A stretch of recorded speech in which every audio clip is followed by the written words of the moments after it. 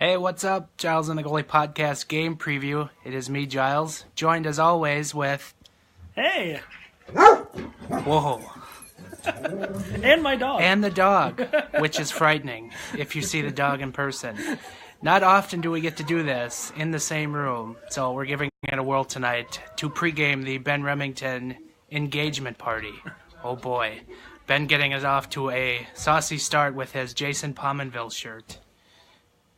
Well, the back says Pominville. Take my word for it. But we are here to preview Minnesota Wild, Winnipeg Jets.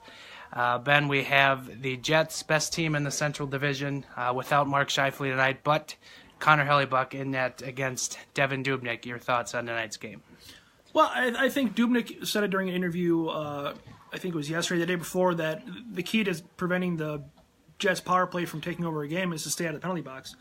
And that's really going to have to be a huge focus. The Wild have been better as of late on staying out of the box, but they had that nasty stretch there in December where they couldn't stay out of the box. And so that's going to be a really important key tonight.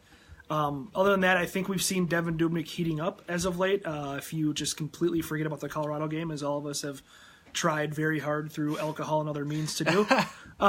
So he's been heating up, so I have a little bit of confidence in him, having a solid game. He certainly earned his keep against Chicago on Wednesday. So, I like the goalie matchup. I think Hellebuck is doing great. He's an all-star this year, which nobody would have predicted before October. But yeah, so I kind of still like the goaltending matchup, even though they're facing one of the Central all-star goalies. Big thing for tonight for the Wild is just to get a win against Winnipeg. The Wild have been, or the Jets, I should say, have mopped the floor with the Wild all year, winning every game, and I believe most of them have not been close.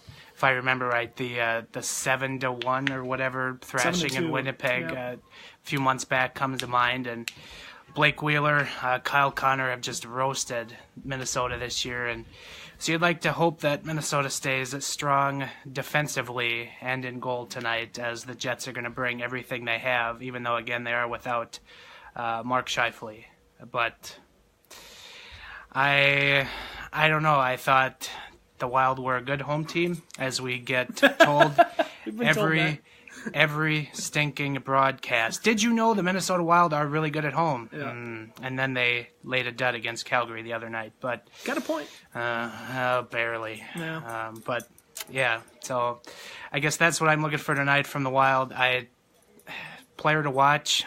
I hope Jason Zucker at some point comes out of this Pominville level slump that he's in right now, because he has been incredibly snake bit, and in fact, this is going well beyond Pominville's level snake bit. So hopefully he can bust out of a slump, and the Wild can get 2 points tonight, and then they're back at it tomorrow against Vancouver. So, Ben, any final thoughts before you have to go run and greet your guests? No, I think I'm looking forward to tonight. I'm looking forward to how this team bounces back from. I think the last time they faced the Jets was that 7-2 game, if I remember right. I think so.